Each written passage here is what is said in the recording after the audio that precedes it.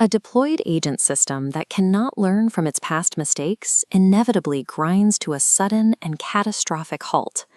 Large language models acting as agents generate massive amounts of interaction data in deployment, including observations, actions, and constant environment feedback. But instead of adapting from this data, they routinely succumb to the exact same systematic failures, misusing their tools, losing track of state, and getting stuck in endless loops. The standard engineering reflex is to fix these behavioral loops by retraining the model itself. We try to update the neural network's parameters through supervised fine-tuning or online reinforcement learning. But updating the weights treats the agent as if it operates in a vacuum. It ignores the surrounding system that feeds the agent its context and actually executes its decisions.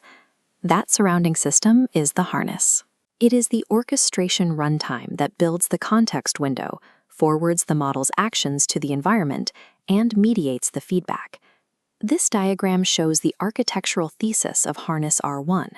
We keep the core policy completely frozen, and instead treat the surrounding runtime harness as an editable surface.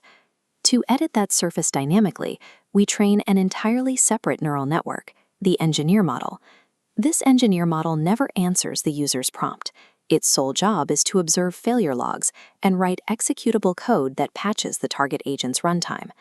The intelligence of the agent remains locked, but its execution environment becomes dynamically self-correcting.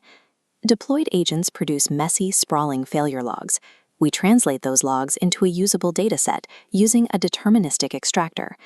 This diagram illustrates how failed agent runs pass through the deterministic extractor to become a compressed failure packet. This packet strips out the noise and retains only the core task constraints, the specific action observation excerpts that failed, and the required environment state. The engineer network reads this failure packet exactly once. From that single read, it produces an executable overlay. This overlay wraps around the standard agent loop at specific lifecycle hooks. On the forward arc, it inserts at episode initialization to set up the context, and pre-decision to augment that context before the agent acts. On the return arc, it inserts a pre-action guardrail to validate or rewrite the proposed action, and a post-feedback hook to inspect the environment's response and trigger recovery if the system stalls. Crucially, these four hooks manipulate only the inputs and outputs. The actual internal mechanism mapping the context to an action inside the frozen agent remains completely untouched. Establishing this guarded I/O boundary allows for surgical intervention precisely where the failures occur, without risking any degradation to the agent's core capabilities. When an AI model writes code, generating syntactically valid logic is a low bar.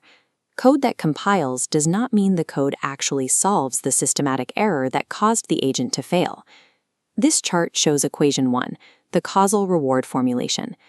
To evaluate an edit, we install the overlay and force the frozen target to rerun the exact same batch of tasks it just failed. Because the task composition is identical before and after the edit, any change in task success is strictly attributable to the overlay. The delta you see here isolates the exact utility of the code the engineer just wrote. If an edit fails to compile, or if the logic is incomplete, the system assigns a harsh reward of 0. This transductive setup requires a full forward pass of the environment. You have to actually execute the tasks to observe the outcome. Because the reward is only observable after a full execution loop, it is non-differentiable. Standard backpropagation through the reward signal is mathematically impossible. To optimize the system, we abandon supervised learning. We have to build a reinforcement learning pipeline that optimizes strictly for the cold, hard reality of execution outcomes. Solving that non-differentiable reward problem requires a two-stage training funnel. Stage 1 is cold start supervised fine-tuning. This initializes a prior over edits that actually compile, run to completion, and do not cause regressions in the agent's baseline performance. This diagram shows Stage 2, group relative policy optimization. The process begins by sampling 8 distinct candidate overlays per failure packet. Each of these 8 candidates is independently parsed and validated. Any invalid tracks immediately drop to a 0 score. Every valid candidate is then installed, forcing the frozen agent to rerun the full task batch, generating an array of specific numerical rewards based on actual task completion. Notice how the baseline is calculated. Instead of relying on a separate learned value function, the baseline is simply the empirical mean of these 8 specific candidates. We then measure the advantage of each candidate relative to that group average. The engineer model maximizes a token-averaged clipped surrogate objective, pushing it to favor the precise syntax and logic structures that yielded the highest relative advantages. During this entire reinforcement learning sprint, the target agent remains permanently frozen. Only the engineer's weights are updated. We have built an optimizer that teaches one neural network to write highly targeted orchestration logic for another, scored strictly by realized utility.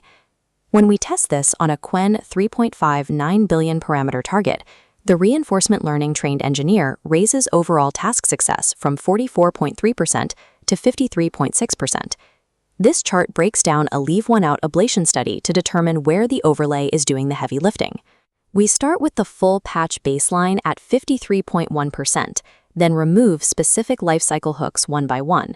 The forward arc hooks, episode initialization, and pre-decision contribute marginally. Removing them costs less than a single percentage point.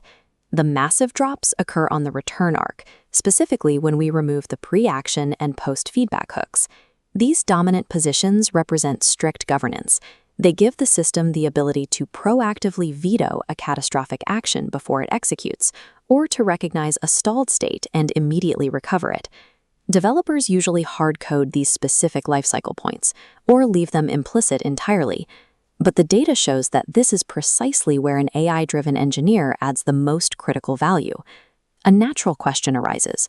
If we invested the compute into fine-tuning the target agent directly, wouldn't that eliminate the need for an external harness entirely? This chart proves that assumption wrong. Direct agent fine-tuning yields massive improvements, pushing performance from 44.3% up to 59.2%. But when we apply a Harness-R1 engineer, optimized specifically for that newly fine-tuned agent, performance jumps again to 64.2%. The improvement doesn't saturate because model weights and orchestration hooks optimize in distinct mathematical spaces. Improving the actor shifts the optimal state for the surrounding runtime, leaving fresh margins to exploit. There are operational trade-offs to this paradigm. Running full batch reruns for every single candidate overlay is computationally expensive. Deploying this for long horizon coding tasks where a single run can take hours remains a serious hurdle. Beyond compute, there is a critical security dimension. When you grant an engineer model the authority to rewrite or veto a target's actions, you introduce a massive new attack surface. A compromised engineer could install malicious governance, silently vetoing legitimate operations. Harness-R1 transforms agent orchestration into a mathematically optimizable governance layer, an executable surface that scales intelligence without ever touching the weights.